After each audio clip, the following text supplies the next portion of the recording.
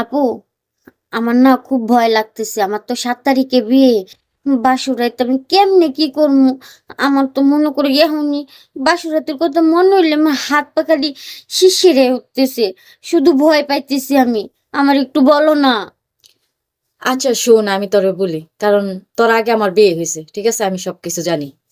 মূলত হচ্ছে তুই বাসর ঘরে গেলে স্বামী স্বামী কিন্তু যা চায় তা দিতে হবে, কারণ স্বামীর অধিকার স্বামী চাবেই, চাইলে দিতে হবে, কারণ আপু, আমরারও এক সময় গেছে। আমার স্বামী যা চাইবো আমি তাই দিমু।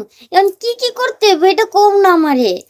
কি কি করতে হবে এটা আমি তোরে বলতেছি, বুঝে? তোর স্বামী যখন বাসর ঘরে যাবে, ঠিক আছে, হ্যাঁ। যাওয়ার পরে তোরে মনে করো যে এই আঁচলটা সরাবে, আঁচলটা সরায় তোর যে দুইটা ডাব আছে না, ওই ডাবের মধ্যে মোলায়েম ভাবে সফট করে, মানে আলতো ভাবে টিপতে থাকবে আর কি। তখন তুই কিন্তু না করবি না। আমি ব্যথা পাবো না? না, ব্যথা পাইবি না, ওইভাবেই তোরে টিপবো। তুই যদি ব্যথা পাস তাহলে তোর স্বামীরে তুই বলবি যে আমি ব্যথা পাইতেছি, আস্তে আস্তে টিপো, আচ্ছা। ঠিক আছে? তারপরে এই যে উরাতের দুই সাইডে টিপ দিবে, আস্তে আস্তে করে টিপ দিবে। তখন মনে কর যে কিস টিস করবো, তুই কিন্তু না করবি না, কারণ এটা স্বামীর অধিকার দিতেই হবে, ঠিক আছে?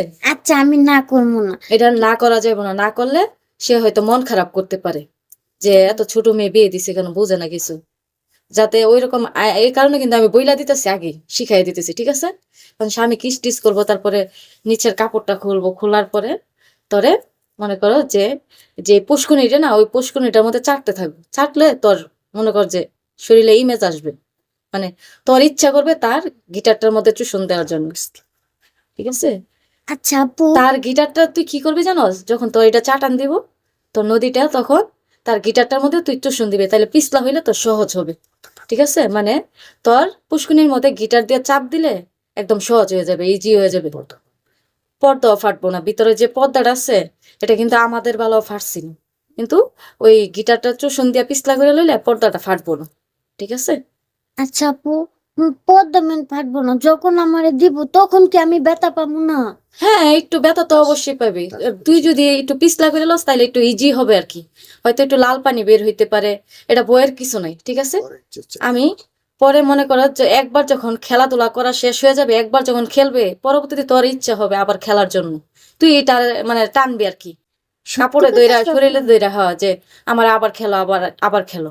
সত্যি কথা আপু? হ্যাঁ, তাইলে তো আমি আমার স্বামীরে না করবো না। প্রথম রাতে আমার স্বামী যা কইব আমি তাই শুনবো।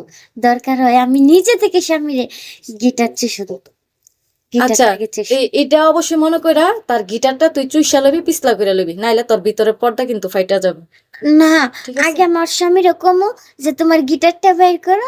আমি আগে দুইটা চেষণ দিয়া তোমার ওটা পিছলা বানায় দিমু। তারপর তুমি কাজ করবা।